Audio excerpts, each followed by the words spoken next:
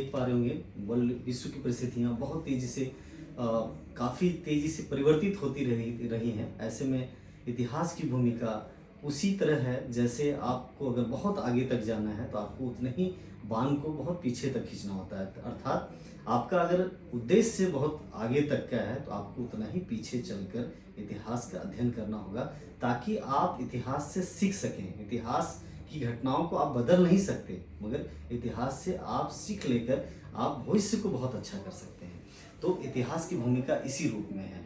इतिहास के बारे में इतिहासकार E.H. कार कहते हैं कि इतिहास एक ऐसा एक ऐसे तथ्यों का समूह है जो बाद में इतिहासकार उस पर अपनी एनालिसिस करके या अपने विचारों को अपने उसका अध्ययन करके उस पर बहुत सारे चीज़ें बनाती हैं। बहुत सारा इतिहास लेखन उस तरह किया जाता है कि इसका क्या विचार है। इसलिए इतिहास लेखन में आप देखेंगे कि सब्जेक्टिविटी बहुत है, वस्तुनिष्ठता है। अर्थात मैं अगर इतिहास लिख रहा हूँ किसी एक ही चीज़ पर, जैसे मोहनजोदाड़ो में 4 चीज़ें मिली हैं, उसी 4 चीज़ को मैं अलग तरीके से लिखूंगा, एक इतिहासकार दूसरे तरीके से लिखेगा। एक लाल किला का निर्माण अगर हुआ है तो इरफान हबीब अलग टाइप की लिखेंगे और जो राष्ट्रवादी इतिहासकार होंगे वो अलग तरीके से लिखेंगे। तो ये परिप्रेक्ष्य जो होता है बार बार अलग होता है और यह ऐसा इसलिए होता है क्योंकि सभी का दृष्टिकोण, देखने का नज़रिया अलग होता है। इसलिए इतिहास बहुत ही विवादित भी है मगर इतिहास से निश्चित रूप से हमको सीखने की यही चीज़ है कि हम उस गलतियों को हम ना दोहराएं।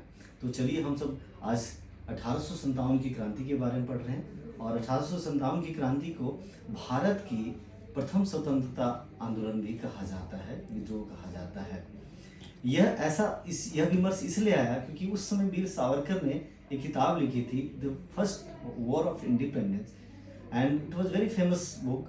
तो उसके बाद ही विमर्श आया कि क्या यह सिर्फ एक भारत का प्रथम स्वतंत्रता संग्राम था या फिर देशी रियासतों द्वारा अपने स्वार्थ के लिए किया गया एक संघर्ष था या विद्रोह था या केवल एक सैनिक विद्रोह था। तो इस पर हम इसके परिणामों के बारे में हमने पिछले अध्याय में पढ़ा था 1857 की क्रांति के कारण, और आज हम पढ़ेंगे 1857 क्रांति के परिणाम।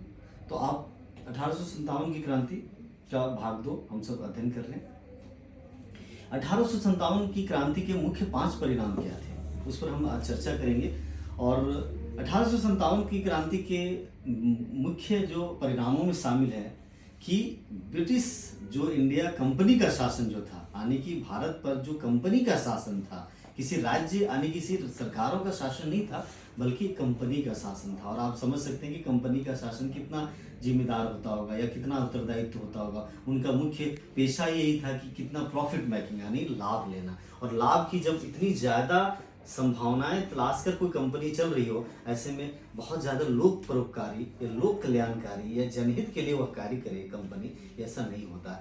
तो आप देखेंगे कि 1857 की जो क्रांति हुई उसके बाद ही जो शासन समाप्त हो गया कंपनी का और वह ब्रिटिश ताज के अधीन चला गया, यानी विक्टोरिया जो रानी विक्टोरिया वह सीधे तौर पे हमारा शासन उनके अधीन हो गया था।